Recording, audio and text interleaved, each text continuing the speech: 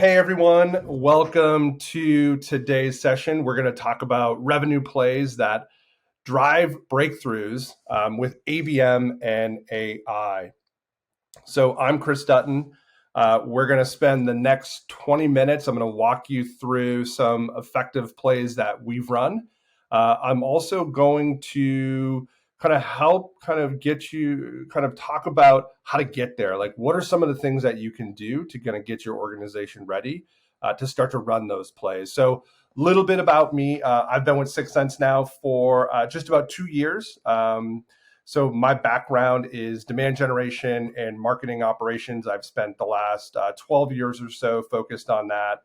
Prior to that, I was a BDR for some time. So a lot of respect for that team and everything that they do. Certainly play a large role in any type of demand gen effort. So with that, let's go ahead and dive into the content. But before I do, let's just address the elephant in the room. Generating pipeline, good quality pipeline is hard. It is really hard to do. And the reason for that is our buyers, they're becoming much more savvy. There's a lot more information at their fingertips. So they're doing a lot of work before they're ready to engage and start to have conversations, right? 97% of all your website visits are anonymous. Only 7% of your target accounts are likely in market to buy. And here's a really interesting 30 to 50% of sales time is focused on unproductive prospecting. How do you solve for this? What are some of the things that you can start to do to ensure, hey, I want to know who's on my website. I want to know when those 7% of our targeted customers are in market. And I want to take that 30 to 50% of our sales time and that's unproductive. And I want to reduce that number. And I want them to start focusing on those 7% of accounts that are in market. And we're going to talk a little bit about how to get that alignment.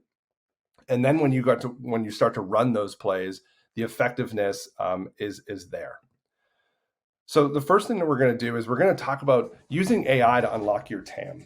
So the first thing that we're doing is we're looking at our ICP, right? What are all of those different kind of criterias that make up your ICP? So looking at your past performance, your historical data, your technographic, firmographic data, but also combining that with your future go-to-market strategy, revenue planning, territory planning, product planning.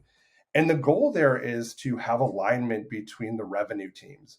So this isn't marketing saying we're going to go work on these accounts. This isn't sales saying we're going to work on these, and then CS saying these are our customers. Here's where we're going to spend our time. This is the revenue team coming together and really getting aligned and using the information that they have to say, this is our ICP, this is our TAM, and collectively as a team, we're going to go work these accounts. So when marketing is running motions, sales is equally invested, right? Because those motions are into accounts that they care about, that they're selling into and having conversations with.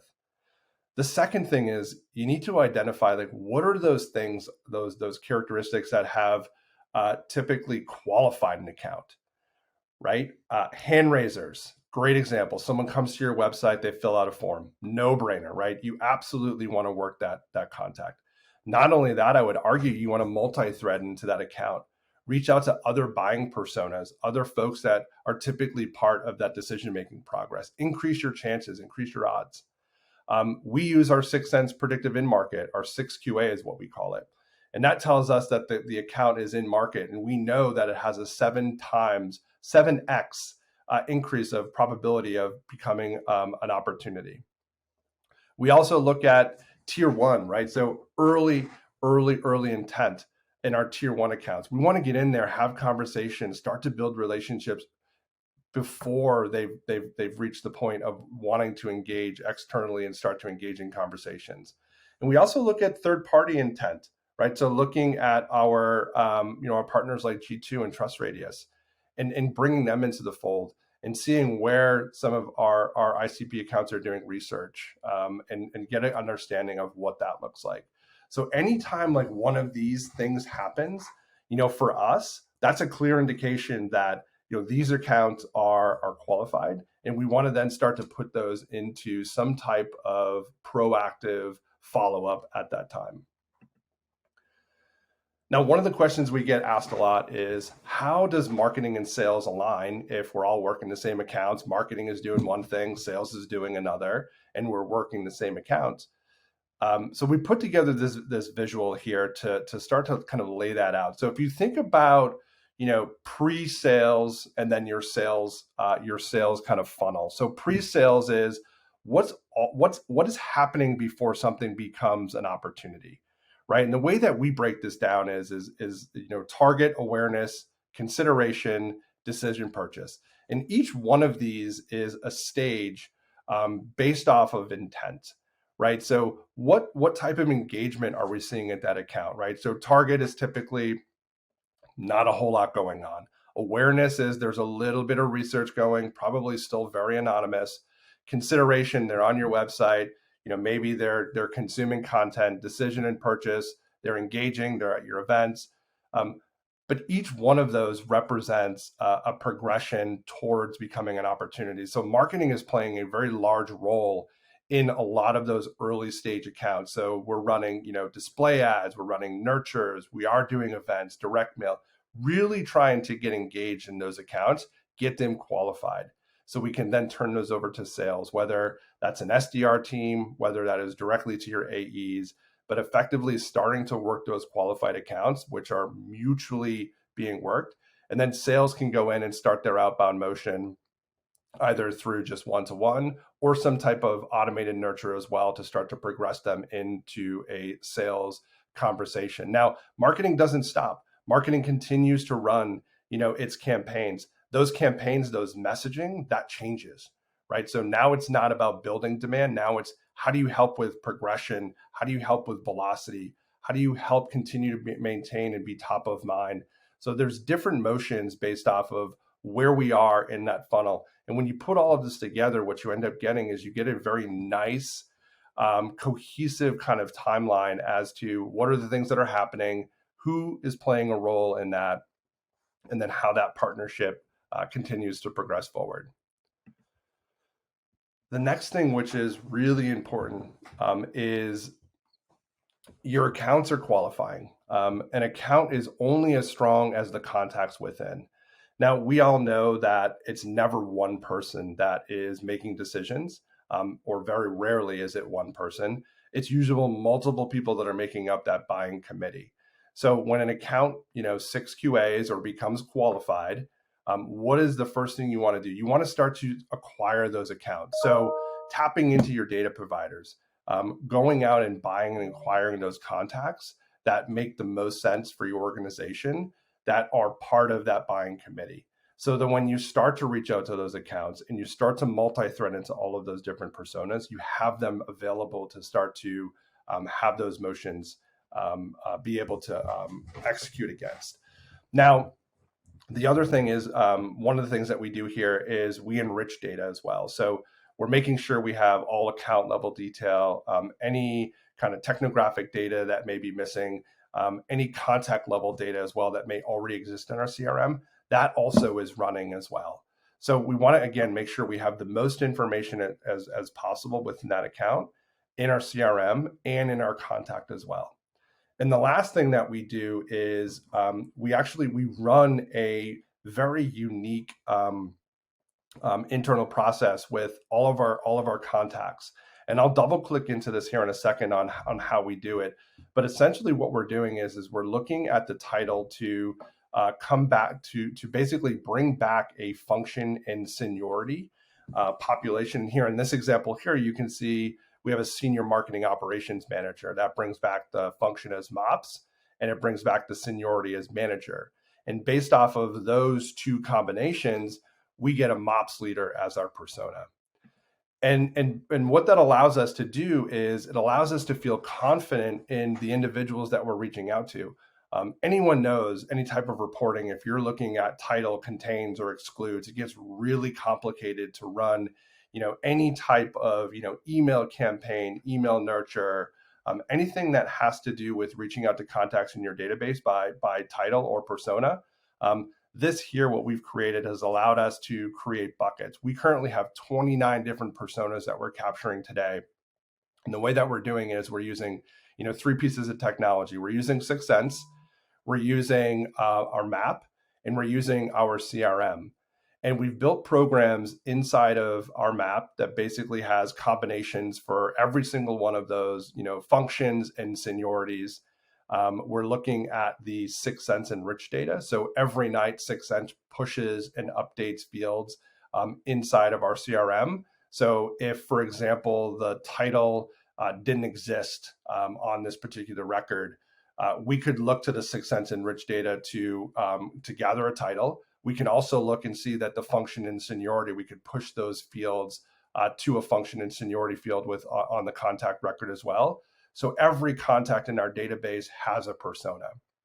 So we know if we're going to run a play against a MOPS leader, we can look at that persona field and feel very confident that all of the MOPS leaders are essentially have those titles that would reflect a MOPS leader type of persona. And here's an example of what that looks like. So the way that we've broken this out is into three kind of buckets: marketing, sales, and operations. We have our executives at the marketing and sales level, and then we have our leaders and practitioners. So a leader is going to resonate to a very different type of message, right? So you think of strategy, business impact, whereas a practitioner is going to want to know more of the hands-on, tactical, day-to-day. So in our persona logic, we broke it out by level. So anything manager and below would be a practitioner, for example. Anything director to potentially VP in those functional areas would be a leader. So not only does this allow us to get a little bit more granular on the personas, it also allows us to effectively make sure that we've got the right messaging going to a leader versus a practitioner, which is very important. So I'm going to give you a couple examples of some of the plays that we've run using that methodology that I just kind of talked about and shared in the slides prior. So content syndication is, a heavily utilized medium within organizations today. It's a way for organizations to leverage third parties to get in front of, accounts and contacts, grow their database organically, but essentially another avenue to get MQLs. One of the things that we have, the approach that we have taken here is a little bit different. So we've worked with our content syndication partner, but what we have done is we have essentially taken our very early stage account. So, I talked about that target and awareness in the funnel earlier, where target, they probably don't know who you are. Awareness, they're doing a little bit of research.